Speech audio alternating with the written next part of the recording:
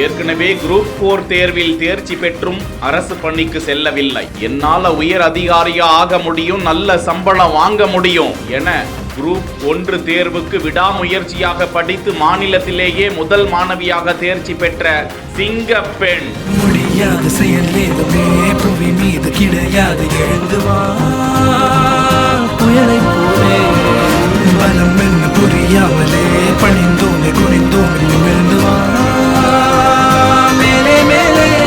கிராம மக்கள் உற்சாக வரவேற்பு.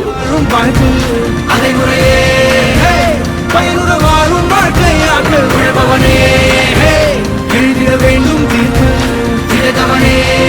இந்த மாதிரி வந்து மற்றவங்களும் ஆஸ்பிரன்ஸ் படிக்கிறாங்க அப்படின்னா அவங்களுக்கு என்னோட அட்வைஸ் என்னன்னா, ஹார்ட் ஒர்க் ப்ளஸ் டெடிகேஷன் தான்.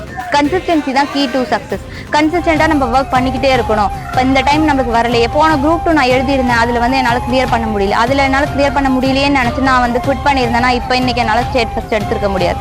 ஸோ எல்லாருமே வந்து இந்த டைம் நான் விட்டுட்டேனே அப்படின்னு நினைக்காம அடுத்த டைம் நம்மளால முடியும் அப்படின்னு சொல்லி ஒரு ஃபெயிலியரை நம்ம ஒரு ஸ்டெப்பிங் ஸ்டோனாக தான் நம்ம பார்க்கணும் அப்படின்னு நான் சொல்கிறேன்.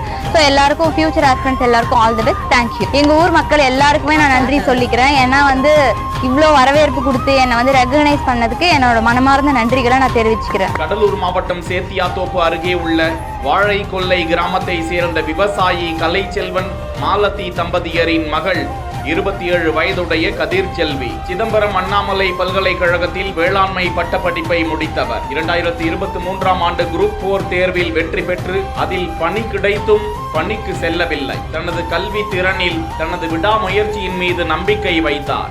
குரூப் 4 பதவிகளுக்கான சம்பளம் 19,500 முதல் 71,900 வரை இருக்கும். கிராம நிர்வாக அதிகாரி தொடங்கி காவலர்கள் வரை பல அரசு துறைகளிலும் உதவியாளர்கள் பணி கிடைக்கும்.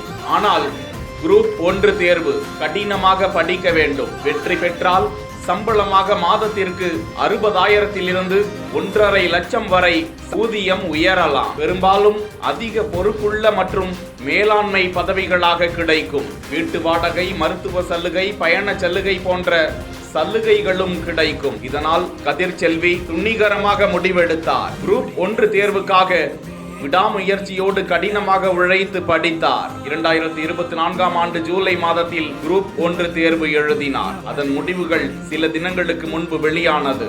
அதில் மாநிலத்திலேயே முதல் இடம் பிடித்து சாதனை படைத்தார் கதிர்செல்வி. அவருக்கு கிராம மக்கள் மட்டுமல்லாது சமூக வலைதளங்களிலும் பாராட்டுக்கள் குவிந்து வருகின்றன.